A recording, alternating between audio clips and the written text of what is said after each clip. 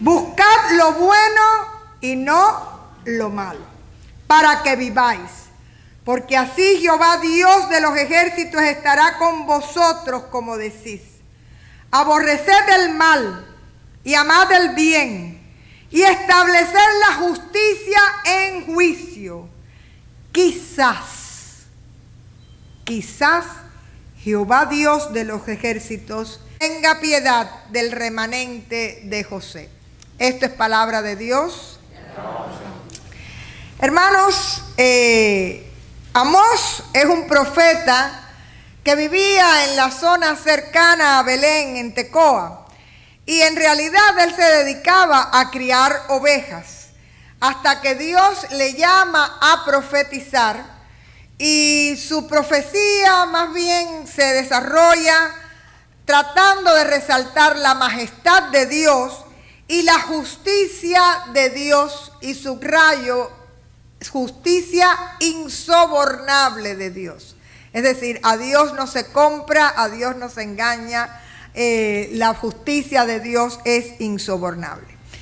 Él vive en una época en que estaban divididos ya los dos reinos.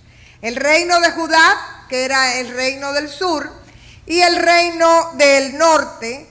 Y en el reino del sur reinaba el rey Usías, pero en el norte, donde él desarrolla mayormente su ministración, estaba Jeroboam II, que fue el rey de Israel por muchos años, y que fue un rey que, además de reinar un periodo largo, logró un tiempo de estabilidad, de paz, y especialmente al final de su reinado en el 750 antes de Cristo, ya se vivía una época de prosperidad, había actividad comercial.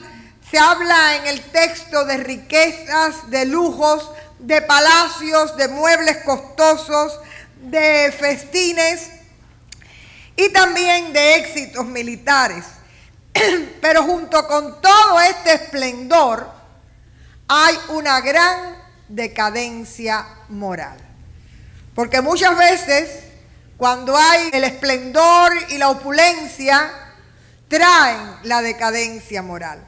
Así que había una gran opresión, los pobres eran vejados, se encontraban desamparados, y en los tribunales imperaba el soborno de aquellos ricos que podían pagar a los jueces para que desviara la sentencia. Así que a esta gente es a la que le va a hablar el profeta Amós, frente a una decadencia moral extraordinaria y una gran injusticia, pero sí se cuidaban de tener un culto muy formalista, con cánticos y alabanzas al Señor. Y una de las cosas que ellos creían en ese culto era que su prosperidad era parte de la predilección divina de Dios. Es decir, Dios los había escogido a ellos como pueblo, y en esa alianza ellos tenían prosperidad porque Dios estaba con ellos. Ante esta realidad social y religiosa, Amós levanta su voz de denuncia y a la misma vez tratando de dar solución para llevar la esperanza al pueblo. Y lo primero que hace es desechar la idea de que ellos son un pueblo privilegiado, pueblo de la alianza, porque les hace ver que para estar realmente con Dios hay que buscar el bien y evitar el mal. Buscar a Dios solo en el culto e ignorarlo en el día a día de la vida, ignorarlo en la ética de vida y en la justicia, constituía la más abominable de las idolatrías. Por eso el texto dice: buscad el bien y no el mal, y entonces el Señor Dios del universo estará con ustedes, tal como ustedes dicen. Así que Amós enseña que lo que le agrada a Dios es la búsqueda del bien, tanto en el plano individual como en el plano social. Y una civilización de abundancia puede, por desgracia, incurrir en grandes faltas de ética, en grandes injusticias con los más vulnerables, en corrupción, sobre todo en el ámbito del derecho. Y dice el verso 13, que me resultó muy significativo, aunque no lo leímos, que en esas condiciones el prudente en tal tiempo calla porque el tiempo es malo. Y yo creo que en todas las épocas, los prudentes y los sabios, cuando la sociedad está enferma, muchas veces hacen silencio viendo lo que sucede, pero no sabiendo cómo combatirlo. Sin embargo, este hombre realmente habla y denuncia lo que está sucediendo en su momento. Y esa es una de las características del profetismo bíblico, la idea de que la religión y la ética son inseparables. Y por eso Amós les dice, el culto que ustedes celebran no le agrada a Dios, y les acusa de hipócritas religiosos, porque en el nombre del Señor adoran, pero no viven conforme al Señor. Dice, vuestros gestos religiosos a Dios no le interesan, porque ustedes no hacen lo bueno.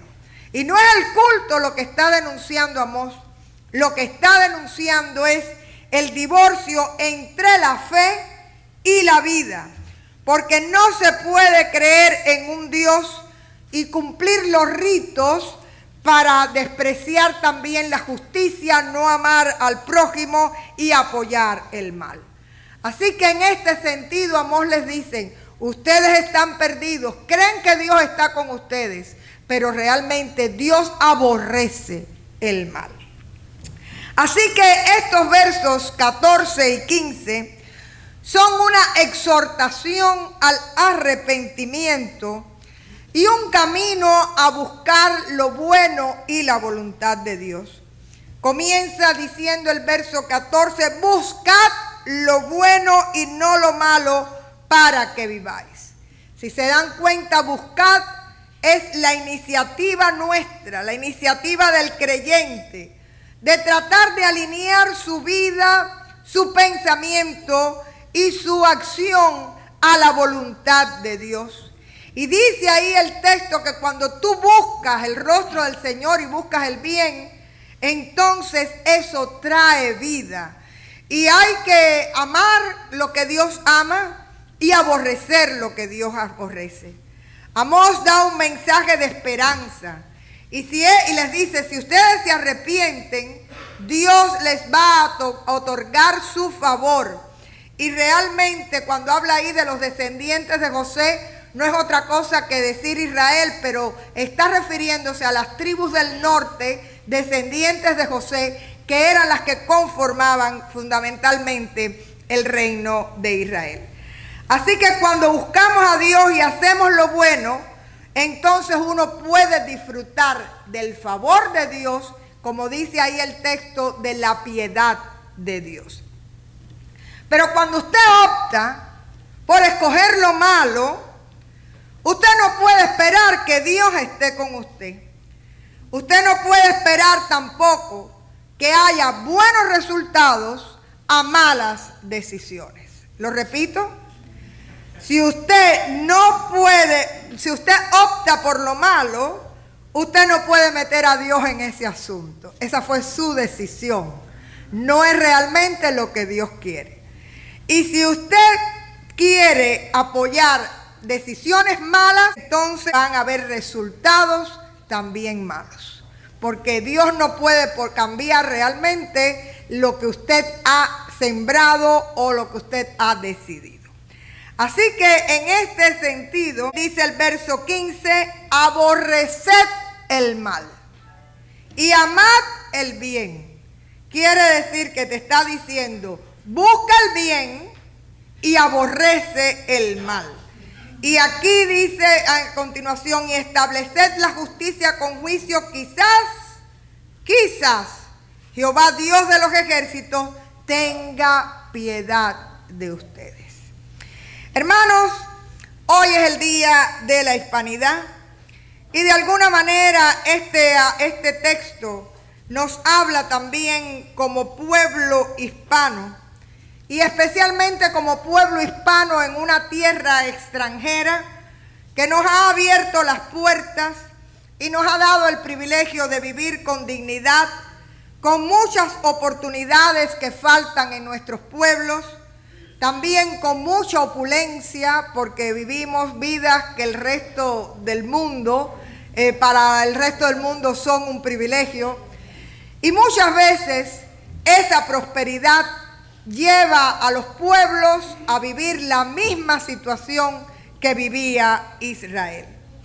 Como hispanos, nosotros hemos tenido el privilegio y la oportunidad de aportar grandes cosas a esta nación.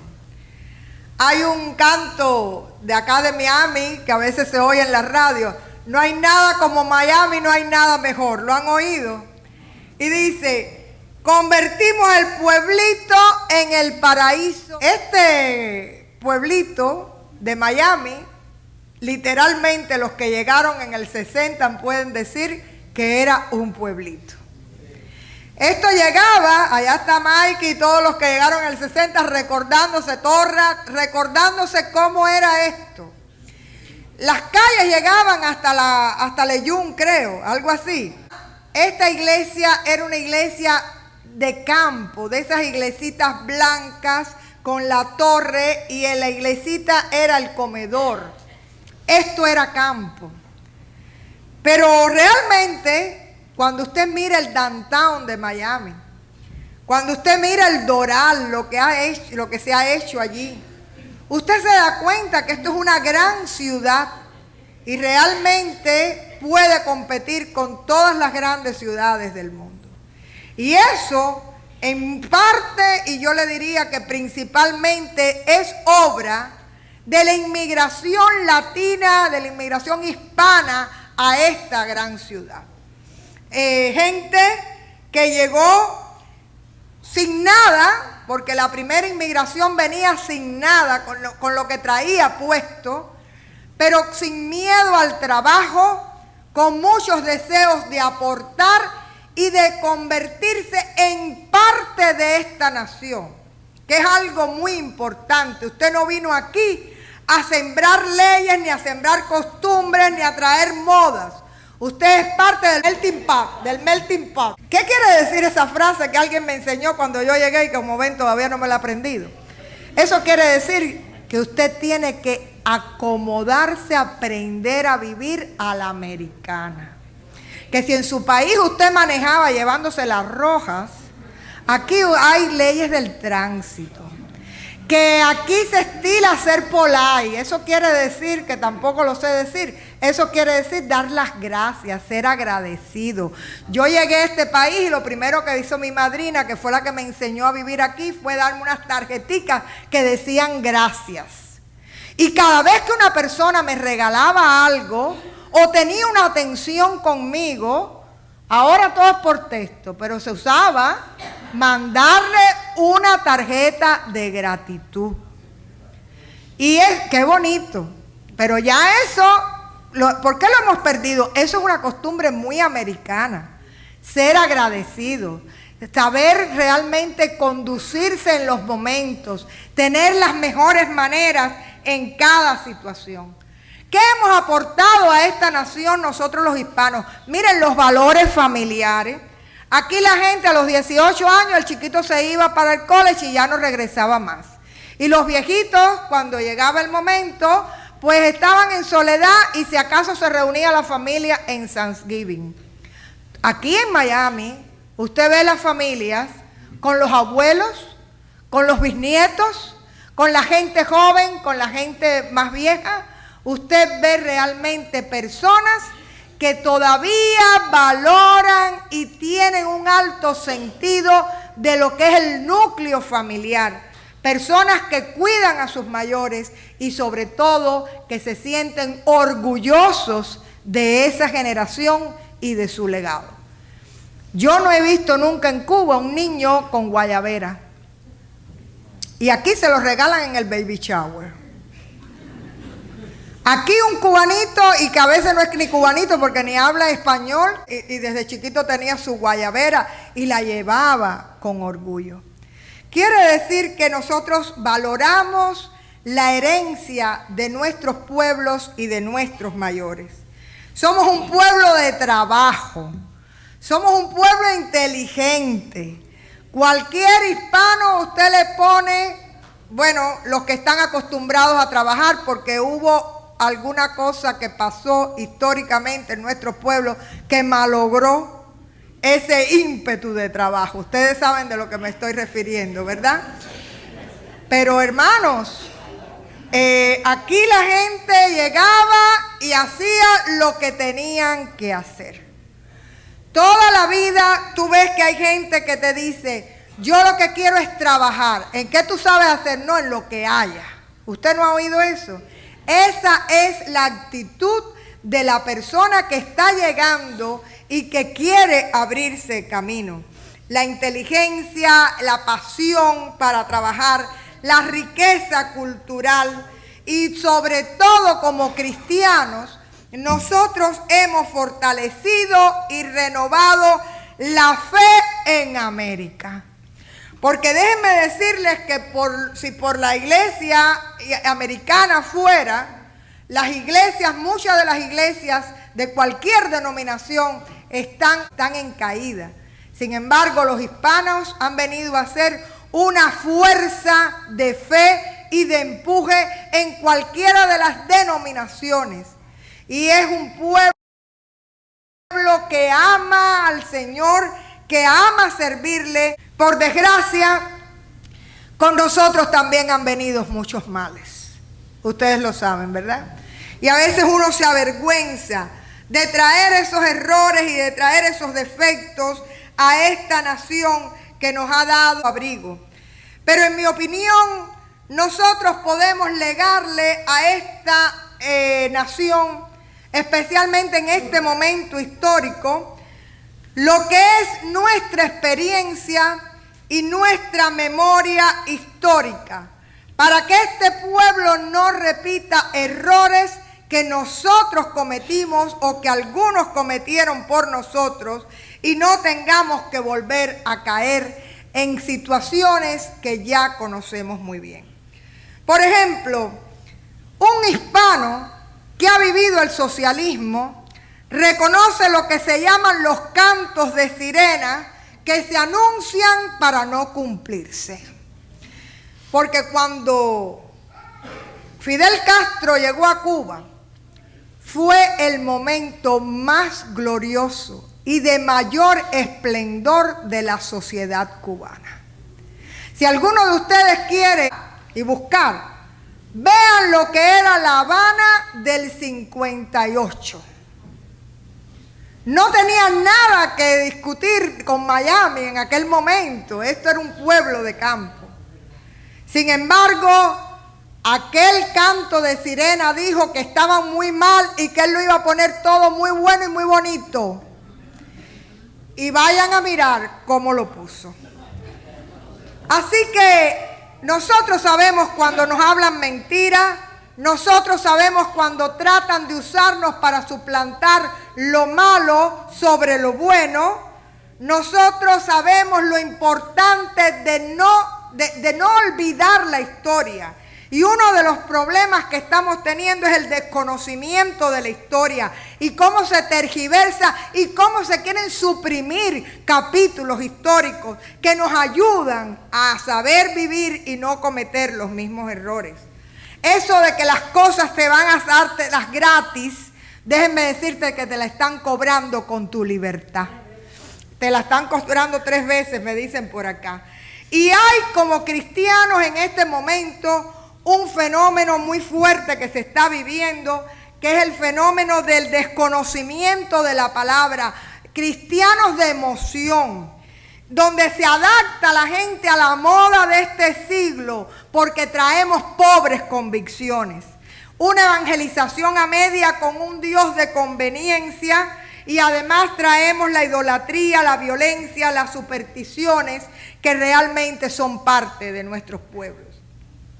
En este momento donde hay una nación dividida, como cristianos hispanos nosotros podemos influir y aquellos que pueden votar tienen un gran poder. Tiene que primar en nuestros corazones el deseo de agradar a Dios y de hacer lo bueno. Y usted puede ir mirando, no vamos a pensar ni en candidatos ni en nada, sino lo que está de moda en este mundo. Por ejemplo, ¿a usted le interesa que haya mutilación de niños con cambio de sexo o que desde temprana edad se enseñe lo que es eso y se inspire a la niñez para cambios de sexo? Bueno, pues usted tiene que ver las personas por las que usted vota, desde aquí, desde el patio hasta arriba, toda la gente que usted vota, ¿qué piensa sobre ese punto?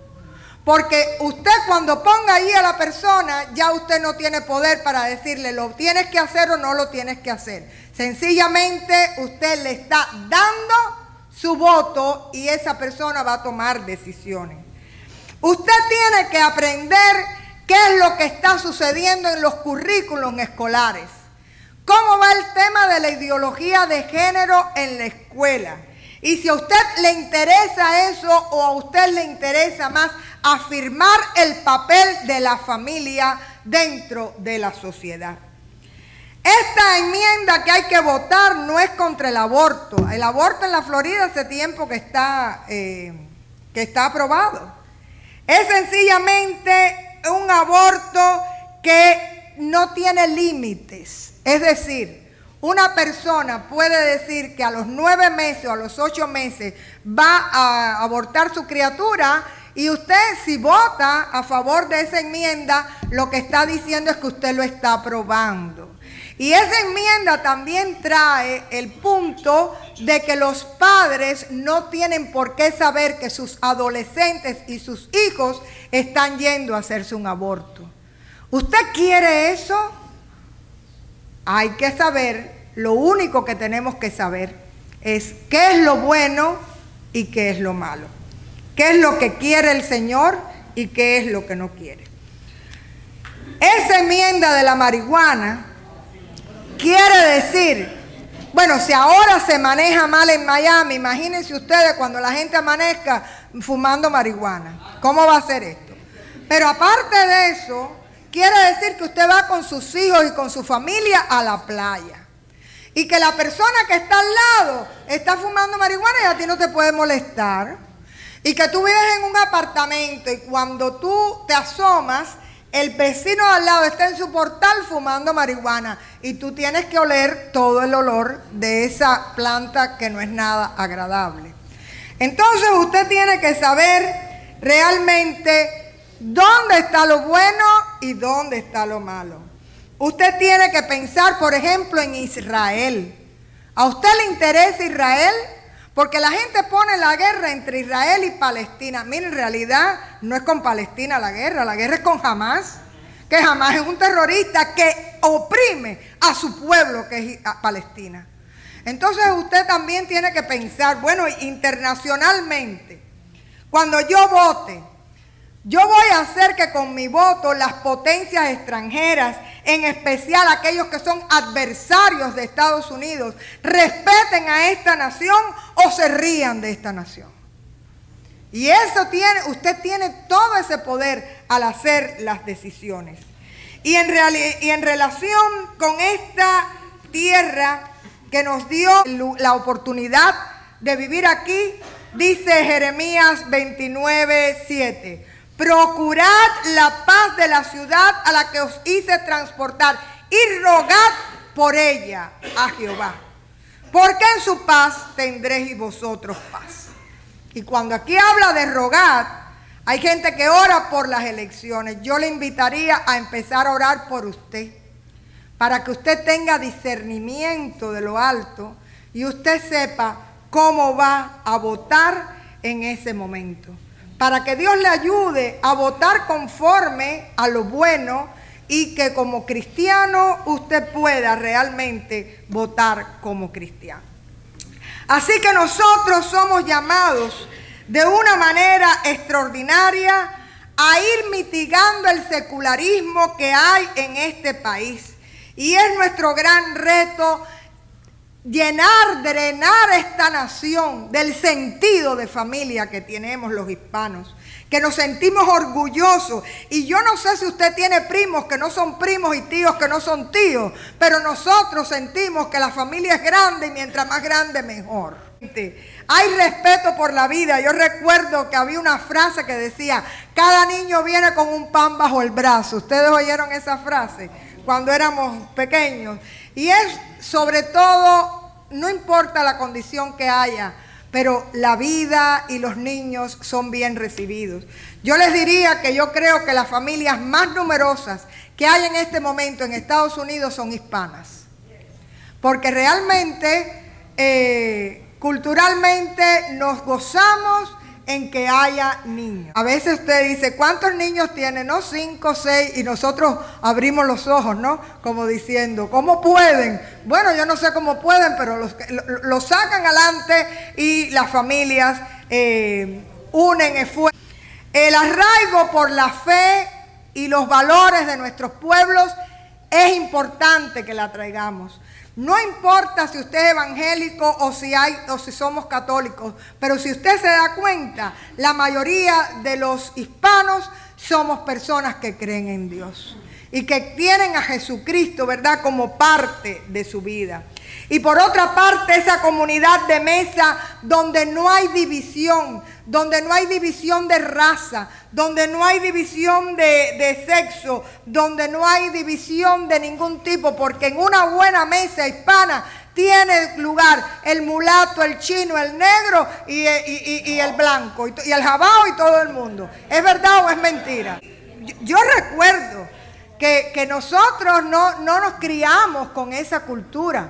Nuestros amigos, no importaba, nadie te preguntaba de qué raza tú eras, ni nadie te decía afro, no sé cuánto, afrocubano. Eso no existía, jamás en la vida eso existió.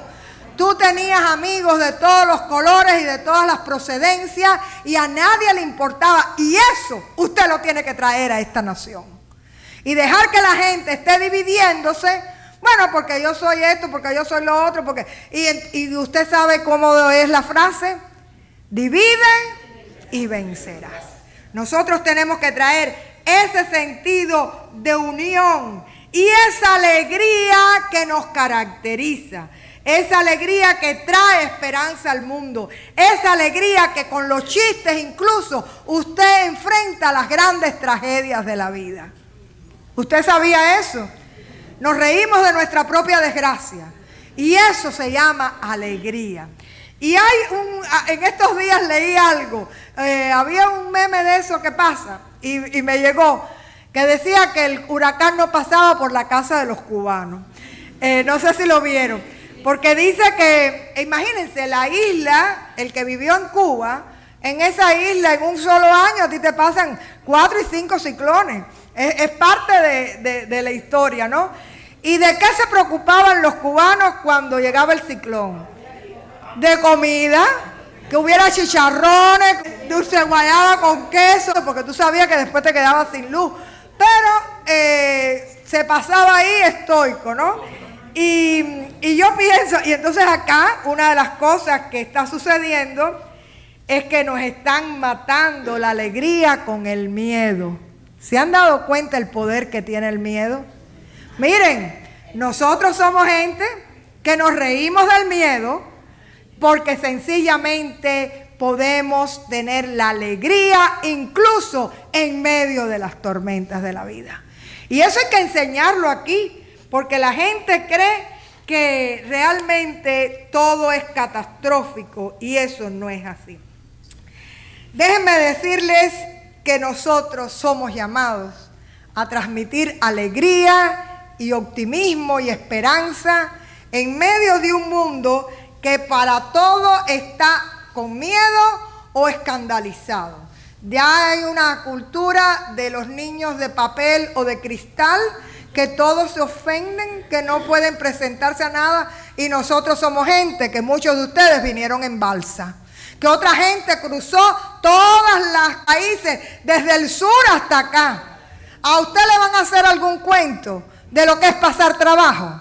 Mire, usted se ríe de lo que de cuando usted ve a la gente afanada. Tú dices, yo hubiera querido que esto hubiera pasado el Darién para que supiera lo que es. ¿Es verdad o es mentira? Entonces, hermanos, nosotros tenemos que enriquecer este país dando lo mejor, abriéndonos a lo que este país nos aporta, pero siempre buscando lo que es bueno, lo que agrada a Dios. Y al respecto yo les invito que ahora en las votaciones usted no mire ni partido, ni nombres, ni colores. Usted sencillamente mire el rostro del Señor. Y no va a ser fácil, porque el problema es que ninguno cumple con las expectativas de lo que Dios quisiera que fuera. Esa es la realidad. No hay mucho para escoger. Pero a veces nos ayuda por lo menos saber qué cosa es lo que no quiero.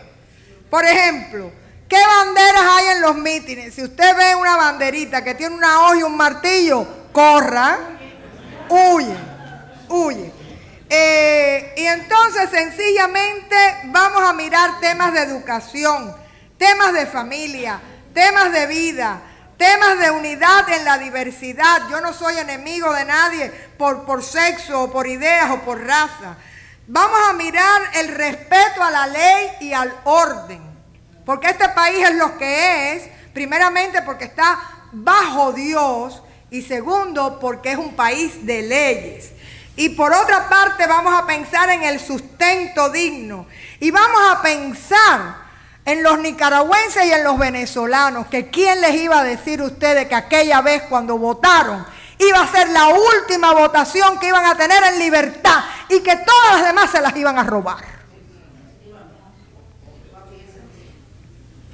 Entonces, yo realmente traigo este verso 14, busquen lo bueno y no lo malo para que puedan vivir. Dice Deuteronomio 30:19, escoge la vida para que vivas tú y tu descendencia.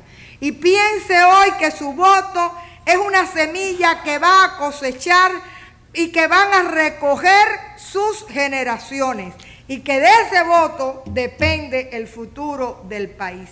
Así que aborrezcamos lo malo y busquemos lo bueno. Y lo bueno que tienen estas elecciones, ¿sabe qué cosa es? Que a los dos usted los conoce muy bien. A los dos usted los conoce perfectamente. Muchos de nosotros estuvimos acá en la presidencia de Trump y ahora estamos todos viviendo la de Biden-Harris. Usted no, más o menos usted conoce cuáles son los estilos, cuáles son las fortalezas, cuáles son las debilidades, cuáles son las prioridades, cuáles son las alianzas, cuáles son los amigos o los logros y los desaciertos. Y de alguna manera no es por simpatía que votamos, esto no es un juego de fútbol, es por el futuro. Así que recuerde que por cualquier persona que usted vote, desde los jueces hasta el presidente, realmente cualquier votación que usted haga, usted piense siempre en qué es lo bueno. Y que poca gente en este país puede ser profeta. Pero aquellos que ya traemos la experiencia y que ya traemos la historia, sí podemos ser voz profética en medio de estos tiempos. Y que cuál sea nuestra lealtad sea a Cristo, nuestra lealtad sea que el reino de los cielos venga a esta gran nación, procurar la paz y el bienestar y sobre todo buscar lo bueno y aborrecer lo malo. Orgullosos de ser hispanos y de servir a Dios en esta gran nación. Termino leyendo los versos que hemos leído. Buscad lo bueno y no lo malo, para que viváis. Porque así Jehová Dios de los ejércitos estará con vosotros como decís. Aborreced el mal y amad el bien y establecer la justicia en juicio. Quizás Jehová Dios de los ejércitos tenga piedad de América. Vamos a orar.